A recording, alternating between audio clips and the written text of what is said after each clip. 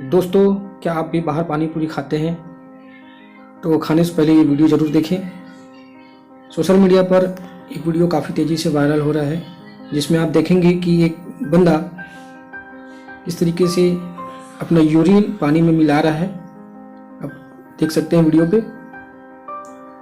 ये वीडियो देखने के बाद निश्चित ही आपका बाहर खाने का मन नहीं होगा।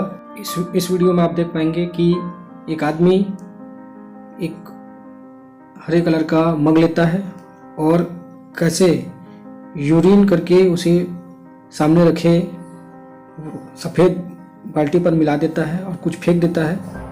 ये वीडियो काफ़ी तेज़ी से वायरल हो रहा है और लोग इसे देख के कई प्रकार की प्रतिक्रिया दे रहे हैं। आप देख पा रहे होंगे वीडियो पे। ये वीडियो काफ़ी सोशल मीडिया पर वायरल हो रहा है। तो दोस्तों, वीडियो कैसा लगा इस पर अपना कमेंट जरूर दें।